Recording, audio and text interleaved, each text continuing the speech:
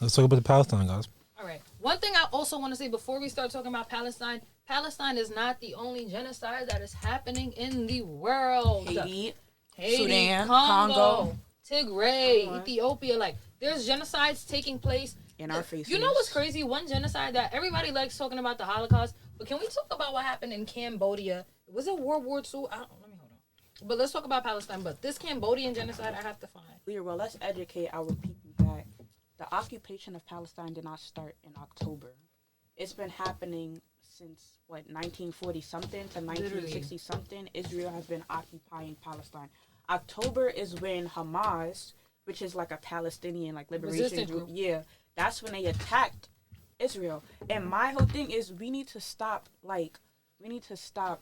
not criticizing but trying to shame people that are being oppressed for standing up to their oppressors. How long do we have to be oppressed before we get up off our behind and say we are done? You feel what I'm saying? It's nothing wrong with saying, I'm done with y'all. If somebody keeps stepping on my toes, I'm not going to keep letting them step on my toes. I'm going to push you to the ground. You're going to fall on your ass because you're not going to keep stepping on my toes. How can you tell the Palestinian people how to react when they're literally... How can you tell somebody who's being shot, bombed, starved, children in bags, hungry, children, literally grocery bags of somebody's child's body? How are you going to tell me I have to peacefully take it? Exactly. And y'all don't even peacefully take somebody bumping you on a train, and they supposed to peacefully take all this murderous and treacherous stuff. Is fighting words. So what are death words? People have died over lies. Let's be serious. People have been killed for lies. Everybody, not just people in our community. Everybody, and it's not anti-Semitic to say what's happening in Palestine is wrong. It's not. It's never been wrong. And I think Malcolm X said this. It was something along the lines of, anytime we do an analysis on what Jews are doing that may be incorrect, it's anti-Semitism. It's not anti-Semitism. Kyrie said it. We're not anti-Semitic. He said, Malcolm X also said something along the lines of, don't at me, something along the lines of Arabs are Semites, something like that. So he can't be a Semite because of his lineage or whatever. We can't be anti-Semitic. There's no way for us to be anti-Semitic. And we need to stop saying that because people don't agree with what's going on. That's not any way y'all put it, y'all trying to sugarcoat it. Y'all don't want to say words like genocide. It's a genocide. People are dying. Take it serious. Stop telling them that they can't rise up against their oppressors, and they've been being oppressed since 75 plus years ago. And another thing I want to say is, who are we to call Hamas terrorists? I've noticed that in every time, now that I've gotten older, I started to think, was ISIS even terrorists? Right. The way history writes the way history was written, we looked at ISIS as terrorists. You know what happened in 9/11 is one of the biggest atrocities to ever happen on American soil. 20-something years later, remember 9/11. Never forget 9/11. 2,000 people died, and we went and we bombed the Middle East for 10 years. They never had weapons of mass destruction. You know what I mean? And when ISIS chose to fight back, they were like, oh, they're beheading journalists. No, they're beheading their oppressors. Exactly. They're beheading the people that are bombing their country, flattening the land. Because I've never heard an Arab talk bad about Hamas. I've never heard an Arab talk bad about ISIS. Everything they stand for was for the resistance and liberation of their people. But when you let the oppressors write history, they'll always play victim.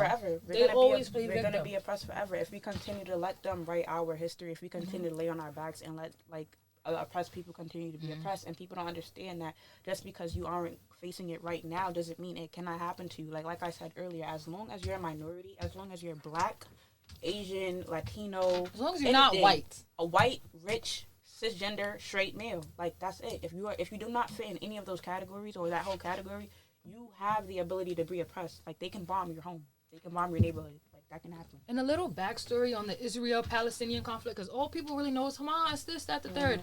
The only reason Israel was able to come into Palestine is because it was the British territory. And after World War II, when the Jews were exiled from Germany, well, not even exiled, they just didn't want to live in a country that put them through a genocide. Right. They came and they were given a small territory of land inside of Palestine. Israel is not a country, it's a territory. To break this down into smaller terms for people to understand, it's like giving the blacks Harlem.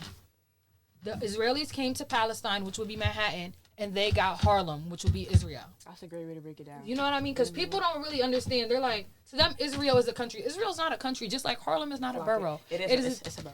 It is a territory. Israel was a territory inside of a country. But as time went on, they started to expand their land, and they're calling it the land of the Jews, the home of the Jews. Like Jerusalem is not for the Jews; it's for the Palestinians. Jesus was born in. I don't know. Let me not get into the biblical. Then they gonna come at you, because I'm Muslim and I don't know all about the Jerusalem and But I'll say this: like they've lived in harmony for years until they wanted to push back, kick the Palestinians out of the government, out of their homes. Like, you know what I mean? Israel was created in 1947. I don't know what year Palestine was born, but there's people producing passports that say Palestine from 1920. Israel was born in 1947. So how was you let somebody into your home? You gave them shelter, food, a place to stay, a place to live in, and give a life. And imagine they say, fuck you, get out. Now this is mine. That is literally what's happening in Palestine, to put it in simple terms for people. They opened their doors to these people. They gave their homes, food, and everything to the Israelis. And in turn, they're being bombed, flattened. And also, these bombs are like chemical bombs. Like, they're going against... I don't know if you guys know what the Geneva Convention is. Shout out Miss Lux. Mr. Dever, my history teachers that put me on. But the Geneva... I loved history. Because they didn't teach my history, so I didn't go for it. That's fair. And the Geneva Convention happened after World War II, where sanctions were put on what you can do when you're at war with another country. Because we can all agree, like, what happened in the Holocaust was an atrocity. And then, in turn, these same people that went through this same exact trauma, they're, like, if anybody understands what it's like to be persecuted for who you are, persecuted for your religion, and stripped of your land and blamed, it's the Israelis, the Jews.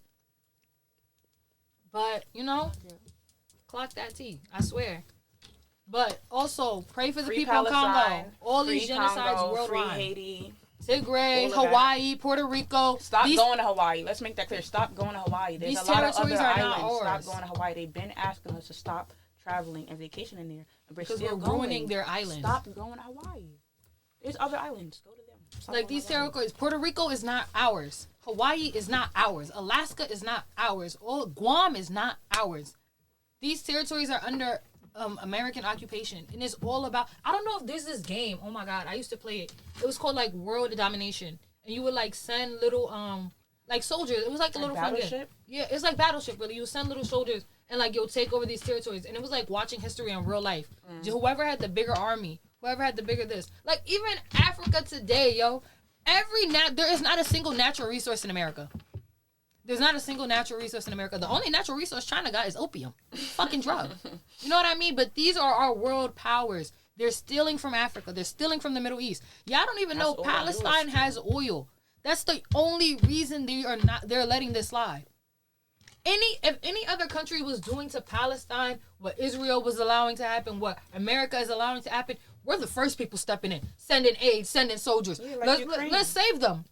Let's save them. And what is the difference? There's only one difference between the Ukrainian people and the Palestinian people, the people in Congo, the people in Tigray, the people in Hawaii. Come on. There's only one difference. So if you feel like slavery ended, racism ended, till the end of time, you will be persecuted for your color, because minorities do not matter to anybody but minorities. So we all have to stick together. Exactly. We all have to stick together. This is a reminder. What's happening in our faces right now is just a reminder of how colonialism works, and the fact that we need to stay together, because they will take anything. They want to colonize and gentrify. They will take whatever they want. They will take. Like, how y'all taking Harlem and the Bronx away from us? They need to get a grip. Like, Harlem is not 42nd. Keep them big stores down there, then y'all gonna raise the rent and all that. But we're not gonna get into gentrification. My whole thing is, this is why we need to educate ourselves, stay connected to your people, stay in community with your people. Literally. Because at any time they could say, "Oh, I like that. I want that. It's mine," and we gotta sit on our backs. Not unless we educate ourselves, we come together and we fight back. Like, right. What do we do when we're under attack? We stand up, fight